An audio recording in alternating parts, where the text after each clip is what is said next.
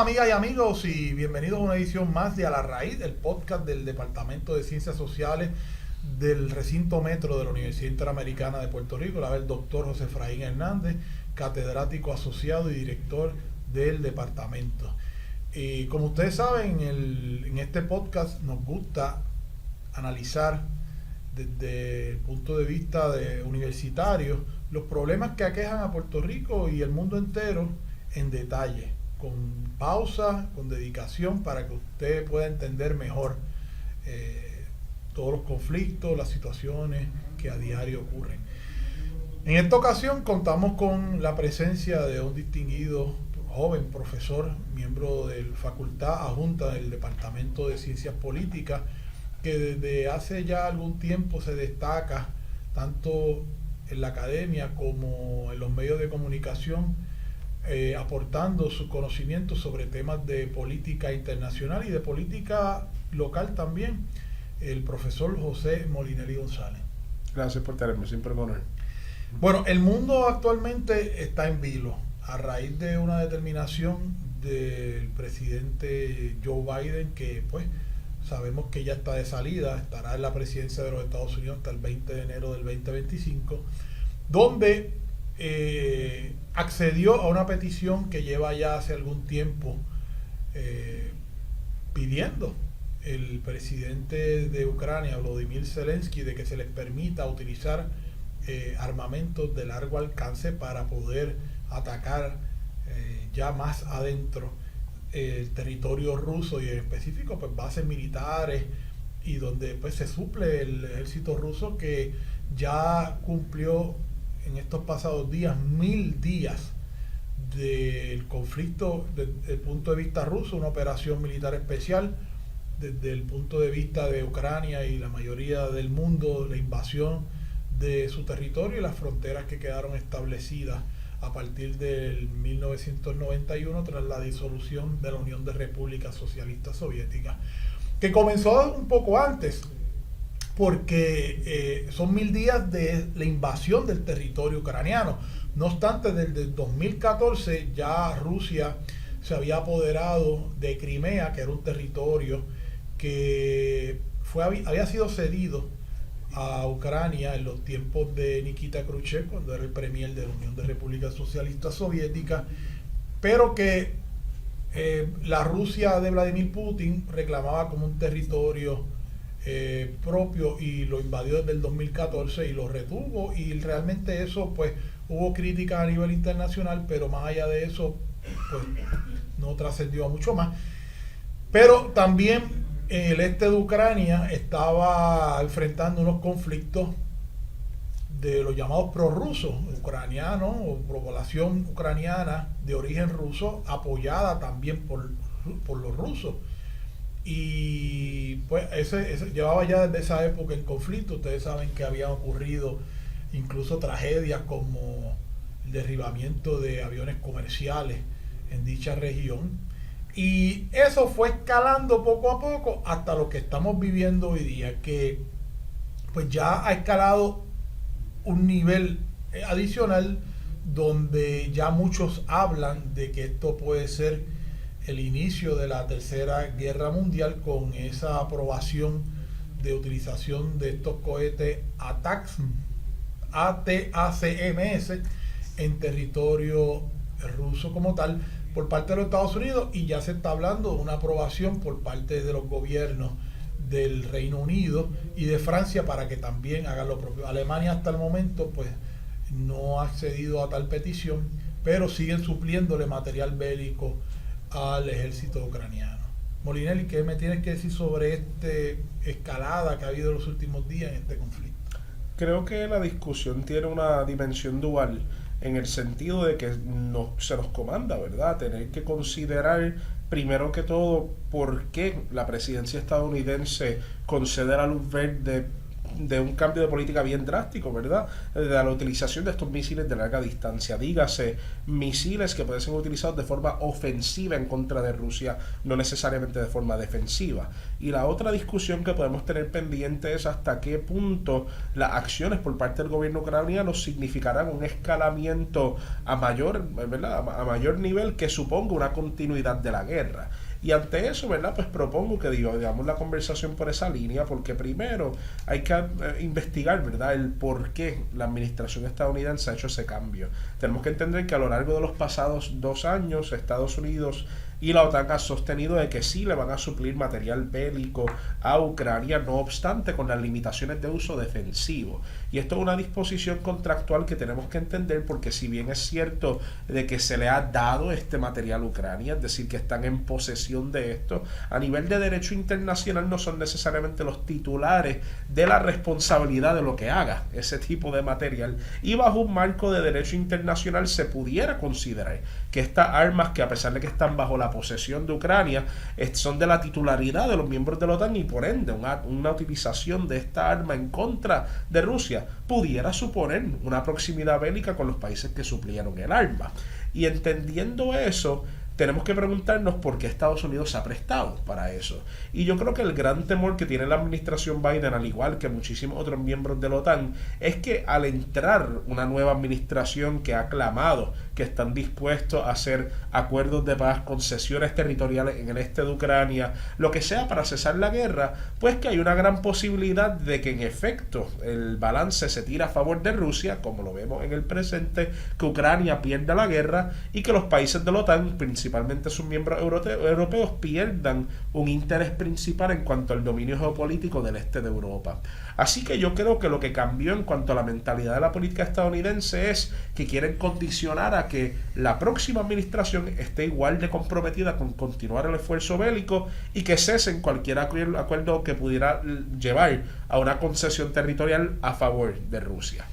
Claro, ya la gente cercana de esa administración, la administración de Donald Trump, que ganó cómodamente las elecciones a nivel de los Estados Unidos el pasado 5 de noviembre, específicamente Donald Trump Jr., y la persona ya nominada o nombrada como posible secretario de Defensa, se han expresado categóricamente en contra de esta autorización por parte del presidente Joe Biden, y que va en la línea de lo que Donald Trump ha expresado a través de su retórica, de que él puede resolver este conflicto en 24 horas, y de que siempre ha tenido una actitud muy leniente o favorable hacia Rusia. Así que el temor, como tú bien señalas, de la OTAN, es que, principalmente de estos países que son las cabeceras de la OTAN, ¿no? El Reino Unido, Francia, Alemania, es que con el cambio de administración, pues este conflicto pues se deje, o sea, que Ucrania finalmente caiga en manos de Rusia, o por lo menos que eso conlleve a la pérdida de toda la región occidental, lo que le llaman el Donbass, de manera definitiva, o que incluso vaya un poco más allá y que busque y que consiga Vladimir Putin colocar un gobierno títere en Kiev, ¿no? Que es lo que él quisiera, ¿no? Un gobierno similar al de Bielorrusia con Lukashenko.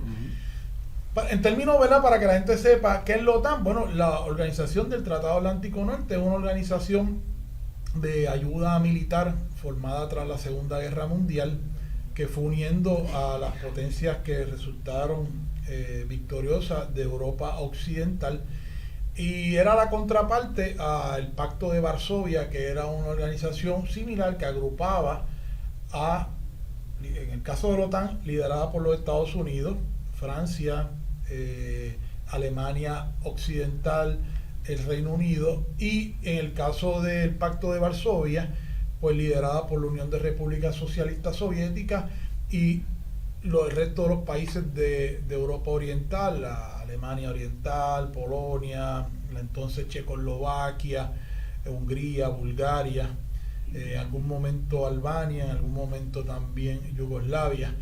Y claro, ¿qué pasa? Pues tras la disolución de la Unión Soviética y la caída del campo socialista, pues la OTAN y los Estados Unidos y estas potencias pues se vieron como las victoriosas en la entonces llamada Guerra Fría. Y se habían respetado unos acuerdos hasta el año que Vladimir Putin lo fija en el año 97 de que la OTAN no se seguiría expandiendo hacia el este. Pero lo que ha ocurrido es que ha seguido expandiéndose y muchos de estos países que en su momento formaron parte del Pacto de Varsovia o de aquella esfera de influencia soviética, pues se han ido uniendo, incluyendo los países bálticos, Estonia, Letonia, Lituania, me parece no, Moldavia no se ha incluido todavía y Ucrania, ni Bielorrusia, pero en ciertos momentos Polonia se ha hecho partícipe en gran parte, han querido y hay una y entonces espacio. claro, a raíz de este conflicto los países escandinavos que se habían resistido a unirse pues finalmente se unieron. Pero esta autorización al uso de estos misiles ha llevado a Vladimir Putin a aprobar una nueva doctrina que permite utilizar su arsenal nuclear. Tú decías algo que leyendo yo en estos días, parte de esa doctrina dicen ellos que les permite utilizar este material nuclear contra potencias que no tienen armamento nuclear, que saben que Ucrania no cuenta con armamento nuclear, aunque en el pasado lo tuvo como parte de esa sucesión que se dio tras la caída de la Unión Soviética, y ellos acordaron entregarle ese armamento a Rusia como estado sucesor de la Unión Soviética, y no cuenta con ese armamento, pero bajo la óptica de Putin, el recibir este armamento, esta autorización de la utilización de cohetes de largo alcance provista por potencias que sí tienen armas nucleares, les da pie a ellos a utilizar ese armamento contra Ucrania, que no tiene ese tipo de armamento. Y tenemos que entender también el lente diplomático en el cual se radica todo esto. En un momento dado, cuando se radicaron lo que llamamos hoy en día los poderes nucleares, tan pronto se estallaron, ¿verdad? Bueno, que fueron enviadas las bombas de Hiroshima y Nagasaki, se empezaron a trazar una serie de acuerdos de limitación de uso de muchas de estas armas. Y a lo largo de la Guerra Fría, que fue un periodo bien dramático y repleto del temor del uso de armas nucleares, hubo una serie de acuerdos que se realizaron que en gran parte imposibilitaban la posibilidad jurídica o política de que se utilizaran las armas nucleares. Pero en el presente nos encontramos en un contexto internacional bien frágil en cuanto a estas restricciones de armas, porque por los pasados 4 años muchos países que son poseedores de armas nucleares han utilizado como vía de sanción internacional el salirse de acuerdo, el cancelar protocolos de armamento, el rechazar, ¿verdad?, la intervención internacional en cuanto a la supervisión interna de programas nucleares. Y en ese contexto se encuentra este cambio de política por parte de la Federación Rusa, el cual se da no como algo arbitrario, sino como algo en respuesta a ese deterioro de toda esa salvaguardia internacional que en un momento dado regulaban el poder nuclear. Es decir, que si bien es poco probable que se utilice este tipo de arma, dado que generalmente engendra más costo de lo que trae a nivel de victoria y obtención de objetivos, la pura realidad es que si hay algún momento en la historia del poder nuclear donde más han estado las puertas abiertas para poder utilizarse el poder nuclear, en el presente. Y en tanto eso sea cierto, nos debería preocupar las expresiones y los cambios de política de la Federación Rusa, porque lo que suponen es que por primera vez en la historia del poder nuclear no existen obstáculos diplomáticos para que este país genuinamente radique su poder nuclear sobre lo que pudiera ser un objetivo, al igual que un obstáculo a su crecimiento, que es Ucrania. También tenemos que entender, ¿verdad?, que yo creo que Ucrania dentro de todo esto tiene un cálculo, la administración de Zelensky tiene un cálculo de que es imperativo escalar este conflicto a nivel regional para poder atraer atención de los países de la OTAN y los países europeos para continuar o incrementar su apoyo a Ucrania. Porque en tanto esa escalada no se dé, el patrón bajo el cual sufre Ucrania en el presente, donde los países se han olvidado, lentamente han dejado de apoyarlo financieramente y militarmente, si sigue ese patrón, pues Ucrania va a perder la guerra.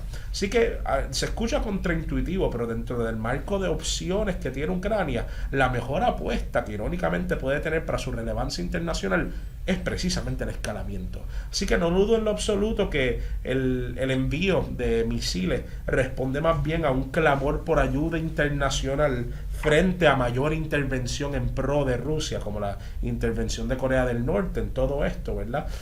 Más de lo que responde a querer obtener ciertos objetivos bélicos en el conflicto.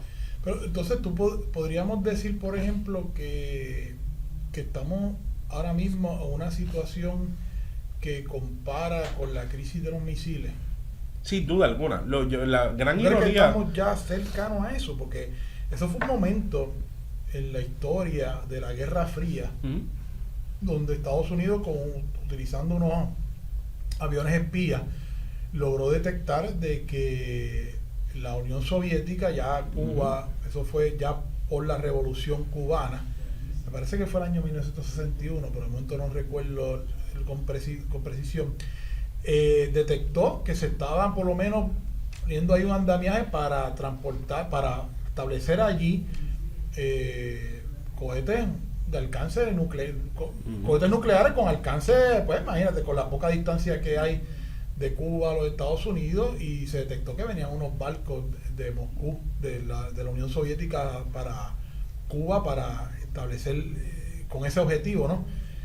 Y se dice que el mundo estuvo al borde de una catástrofe nuclear. Sí, por la cantidad de ojivas nucleares que tienen tanto en los Estados Unidos de América, que pues no hay con exactitud tampoco qué número cuenta. Pero la Unión Soviética y Rusia como estado sucesor, pues tiene miles de ojivas nucleares. Es correcto. Yo creo que hay dos diferencias contextuales grandes entre ese momento y el de ahora. Y es que en ese momento imperaba un balance de poderes bastante simétrico entre la Federación Rusa y Estados Unidos. Dicho de paso, eran los líderes en vanguardia de dos polos globales, el polo capitalista y el polo comunista. Es decir, que la posible debacle que hubiese ocurrido con eso no solamente se iba a limitar al espacio geográfico de estos países, sino también a todo el ordenamiento mundial que era subsidiario a ellos dos. Y ante ese balance de poderes ocurre algo que en teoría de los juegos llaman la destrucción mutua asegurada, lo que llaman MAD en inglés. Y generalmente cuando se da ese paradigma en teoría de juegos del Mutually Assured Destruction, lo que usualmente procede algo bastante contraintuitivo, y es que los países con capacidad de destrucción deciden no hacerlo. Sí, y claro, ante eso es que contención, ¿no? ante eso es que vienen conceptos tales como el de la paz nuclear, ¿verdad? Que fue un periodo bastante contraintuitivo en la conciencia política humana, donde la acumulación de armas nucleares era el equivalente a sostener paz. Y dicho de paso, es reflexivo a la famosa Pax Romana que se da entre el primer mandato de emperador bajo Augusto y por las próximas dominios del Imperio Romano, que se sostuvo en gran parte por la posible amenaza de guerra entre potencias grandes como el Imperio Romano, el Imperio Persa, entre otras cosas. Así que vemos como fenómeno político en las relaciones internacionales algo bastante contraintuitivo, es que a mayor cantidad de armamento, mayor el prospecto de cooperación en estos contextos. Pero el requisito fundamental para esto es un balance de poderes cuantitativo, el cual no existe entre Rusia y Ucrania. Y en tanto el atacar Ucrania no sea necesariamente contingente a atacar sus aliados en la OTAN o Estados Unidos o Reino Unido, Francia, etcétera, pues va a subsistir ese desbalance de poderes. Y en tanto subsista ese desbalance, la alternativa de Rusia de utilizar armas nucleares sobre Ucrania se hace mucho más posible que si hubiese un riesgo de una escalación nuclear con Estados Unidos. Y yo creo que parte del cálculo de política nuclear que se da en este conflicto precisamente radica sobre la idea de que en tanto Ucrania logre ponerse en una posición paralela de defensa mutua con Estados Unidos y estos otros países, se imposibilita muchas veces la utilización de estas armas por parte de Rusia. No obstante, en el caso de que continúe el patrón de abandono y aislación de la causa de Ucrania a nivel internacional, la posibilidad de que Rusia utilice armas nucleares se exacerba porque no está el riesgo de una contraataque nuclear por parte de otras potencias nucleares. Bueno, porque el acuerdo que, como parte de los acuerdos de la OTAN, está de que una agresión a un país miembro significa una agresión contra todos, lo que daría pie a entonces un ataque directo de la OTAN contra Rusia. Pero en la medida en que Ucrania no es miembro de la OTAN, pues la utilización de armamento nuclear, pues entonces lo que tú me quieres decir está más latente, ¿no? Sin duda que es más posible. O sea que en el escenario actual, esa amenaza de Putin de utilizar el armamento nuclear sería directamente contra Ucrania y no contra países miembros de la OTAN. No necesariamente, salvo que se haga un lazo diplomático sumamente estrecho donde se pueda dar esa respuesta coordinada de que atacar Ucrania significa atacar a la OTAN, y con todo eso cuidado, porque estamos en un periodo sociológico global donde muchos países están tratando su suscripción a ciertos tratados con mucha reserva. Dicho de paso, la Unión Europea desde el 2010 ya va enfrentando muchos asuntos fiscales, y uno de los fenómenos que se ha dado a esa suscripción de la Comunidad Europea es que en vez de trabajarlos de forma conjunta, casi siempre se propone la salida de la Unión Europea por parte de los países con mayor crisis fiscal dentro de la misma. Así que es posible que ese comportamiento se refleje en unidades inclusive tan poderosas como la OTAN, donde ciertos países como Alemania, que tienen mucho para ganar en el caso de que continúen una relación con Rusia, que es el proveedor de una gran parte de la energía que consumen en Alemania a través de las líneas de gas, ¿verdad? Pues pudiera darse que países dentro de la OTAN no estén comprometidos a ese acuerdo de debida defensa. Así que yo no me arriesgaría, vamos a ponerlo así, si yo fuera dirigente de estos países, a experimentar la lealtad que muchos países tienen a esa obligación de tratado internacional. ¿Y tú crees que, yo no diría que en Estados Unidos, pero podríamos decir que los terremotos que se están viendo en la política europea en cierta medida sean consecuencia del gasto que están teniendo estas economías para apoyar esa guerra con Ucrania? Sí, de Rusia y Ucrania, apoyando Ucrania. Sí, hay muchísima crítica, al igual que vemos la discusión. Y el aumento entonces de las posibilidades de gobiernos de derecha junto con partidos de ultraderecha, ¿no? Sí, vemos como punto de crítica entre muchos gobiernos emergentes en Europa, compuestos precisamente de la ultraderecha, al igual que curiosamente de la izquierda radical en algunos contextos, el clamor por dejar la intervención en el conflicto de Ucrania por una variedad de razones que pudieran ser justas como injustas, pero entonces el resultado eventual es posiblemente la concesión a los pedidos de Putin.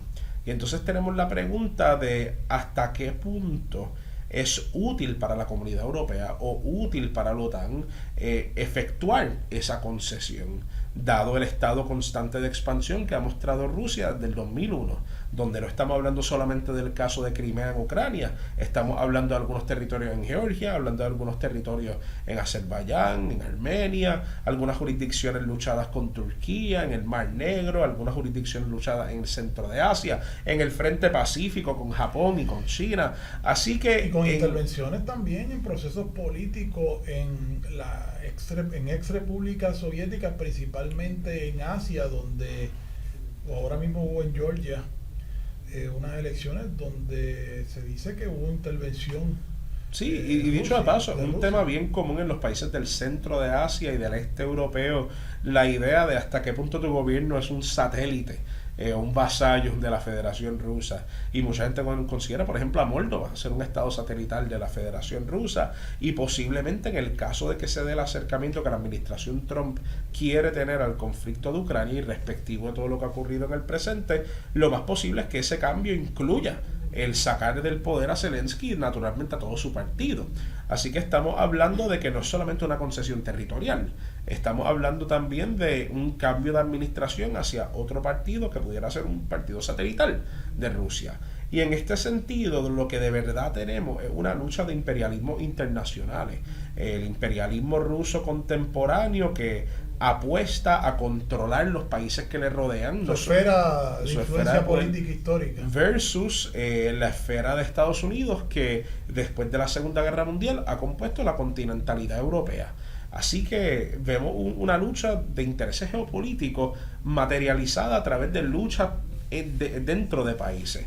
Y yo creo que esto es una pregunta interesante que mucha gente hace, la posibilidad de que este tipo de cosas se escale y llegue una tercera guerra mundial. Y yo creo que si bien existe el riesgo de que lleguemos a una tercera guerra mundial, posiblemente no nos demos cuenta.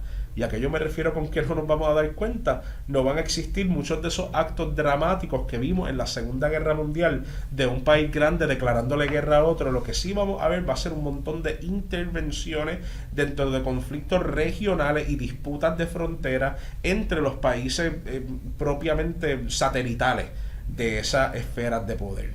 Y yo creo que ahí se puede radicar un conflicto quizás análogo, inclusive en intensidad, a una Segunda Guerra Mundial, y cuidado si peor. O sea, que ¿tú crees que el escenario actual se parece más a lo que o lleva a un trayecto que podría dirigirnos a una tercera guerra mundial, o estamos ante un escenario de la guerra, como se le llamaba en la época de la Guerra Fría, proxy wars, o guerras a través de proxy, como ocurrió por ejemplo en Vietnam, en Corea, hubo otros conflictos en África? Sí, creo que ese es el caso, y creo que a un nivel mucho más escalado que permite denominarlo como un conflicto global, no necesariamente porque se articule así o porque los bandos sean tan claros, sino porque va a existir, ¿verdad?, esa diseminación de intereses que va a permitir que subsista una serie de conflictos causales alrededor del mundo. Ahora, nuevamente, ¿verdad?, también hemos de mirar la faceta optimista de todo esto. Existe una serie de aparatos internacionales en el presente que, si bien carecen de mucho poder en cuanto a la discusión de conflictos, tienen un poder persuasivo en muchísimas otras cosas, como en foros económicos y sociales, y es posible que en un contexto tan globalizado como el del presente, muchos países decisivos como China, Estados Unidos, Brasil, México, Nigeria, Sudáfrica, Emiratos Árabes, entre otros, se posicionen como mediadores para evitar la globalización del tipo de conflicto. Es decir, que quizás lo que se puede dar es un fenómeno muy similar a los que apuestan de la Escuela Liberal Internacional, la idea de que frente a tanta cooperación muchos países decisivos no se prestarían tan fácilmente para el conflicto como se prestaron para ello en la Segunda Guerra Mundial. Ahora, eso es una hipótesis, cabe por verlo todavía. ¿Cuál es, por lo que has leído y demás, cuál ha sido el coste de esta guerra para Rusia? La última vez que Rusia invadió, en aquel entonces la Unión Soviética, a otro país de manera similar a lo que ha ocurrido ahora en Ucrania, fue en Afganistán. Y eso fue una guerra, una intervención que duró desde 1979 hasta el 1989. Y lo que se comenta es que ese fue uno de los factores que contribuyó en gran medida al colapso de la Unión Soviética, el haber estado 10 años allí, y el costo de vida, el gasto militar, fue un desastre. Esta situación ahora en Ucrania, me parece a mí, por lo que he leído, porque no hay números reales, todos son estimaciones de un lado y de otro, me parece a mí que ha tenido un costo de vida y de pérdida a nivel económico y militar comparable al de la invasión soviética a Afganistán, pero no parece que vaya a provocar que Rusia se rinda o que decida unilateralmente marcharse de ahí. Incluso en términos económicos parece haber superado o no haber tenido efecto alguno, unos efectos mínimos, las sanciones que se le han impuesto a nivel internacional. Es correcto, y en efecto creo que Rusia ahora mismo está operando bajo la idea de lo que en la teoría de juegos llaman el sunken cost fallacy, o la falacia del costo perdido, ¿verdad? Y es la idea de que, dado todo lo que han invertido, sería un acto suicida en no continuar con la guerra para la administración Putin. ¿Y a qué me refiero con eso? Dentro de Rusia se han estallado un sinnúmero de protestas en contra de la administración por su participación en la guerra, y es decir que la única forma, muy similar al caso de Israel, que la administración incumbente tiene para persistir y ganar las elecciones y otras cosas es comprobar que esto valió la pena por algo, es decir, tienen que mostrarle un logro tangible al electorado ruso, y posiblemente ese logro tangible sea un pedazo de jurisdicción que es muy importante para las metas de la Federación Rusa en ese contexto. Ahora también tenemos que entender que ese mismo discurso impera en el lado de Ucrania. En el caso de Volodymyr Zelensky, él ha insistido constantemente en persistir en la guerra, ha rechazado muchísimos acuerdos de paz, entre otras cosas, y el tangible que él le debe presentar a su pueblo como el éxito de esta lucha es retener la soberanía sobre la totalidad de los territorios, incluyendo Crimea, exactamente. Así que las promesas de ambos bandos, en el caso de que no se cumplan, suponen la destrucción de ese bando. Si Zelensky no logra llegar a un tipo de acuerdo o no logra cesar la guerra con las fronteras de Ucrania íntegras como antes de que comenzara el conflicto, pues posiblemente va a ser precisamente un acto de suicidio político. Por eso la solicitud de la ofensiva contra Rusia. Dicho de paso, si Putin no demuestra el éxito de esto, pues posiblemente sea un acto de suicidio político. Y ante eso yo creo que viene el gran cabildeo internacional que estos países están haciendo, no solamente bajo la faceta objetiva y estratégica de la guerra, sino precisamente para buscar asegurar que están haciendo todo lo posible por cumplir con ese objetivo, a pesar de que las narrativas iniciales se han debridado altamente. En un momento dado era la narrativa por parte de Zelensky de la protección nacional, entre otras cosas, que ha encontrado su antítesis en muchísimas personas que han encontrado un tipo de consuelo en la llegada de la administración rusa a ciertas partes del este de Ucrania. Pero por otra parte, la narrativa rusa de liberación y de ocupación de espacios de nazificación también ha encontrado una gran antítesis en los horrores de la administración rusa en la administración de la región del Donbass, que se ha quedado sin agua, sin escuelas, sin electricidad durante el invierno. O sea que estamos diciendo que cada uno de estos países también irónicamente ha sembrado la semilla para su propia destrucción narrativa. En el caso de Rusia se estima que entre muertos y heridos sobrepasa los 700.000.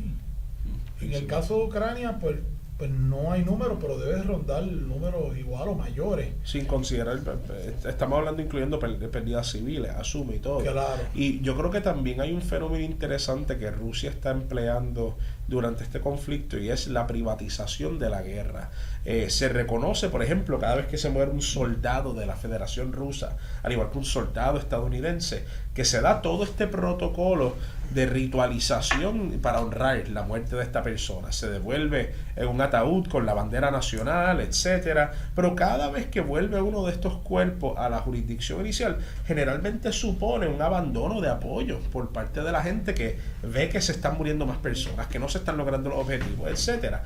Y algo bien interesante que se está dando es que para evitar la sanción política de todas estas muertes, se ha privatizado la guerra. Se han contratado grupos mercenarios, el grupo Wagner, grupos mercenarios provenientes de Nigeria, de Belice, entre otras cosas, porque son muertes que no tienes que reportar, son muertes que no tienen ese costo político, y son muertes que puedes arriesgar mucho más en el campo de batalla porque no se le debe nada excepto la paga. Así que yo creo que es un fenómeno que vamos a ver más y más y más en la política internacional, que es la privatización de la guerra como vía de evitar las sanciones políticas de las apuestas fallidas de la guerra.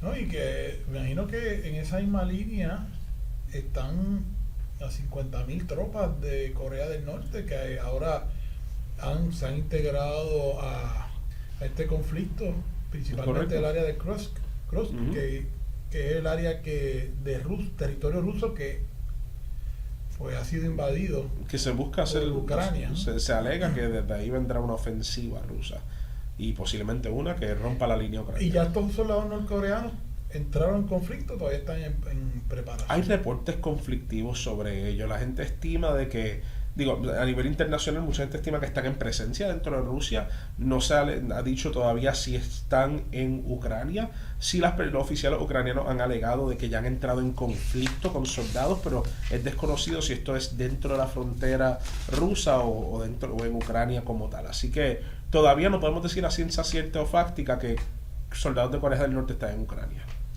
Bueno, pues yo creo que lo que nos resta es estar atentos a lo que va a estar ocurriendo en los próximos días.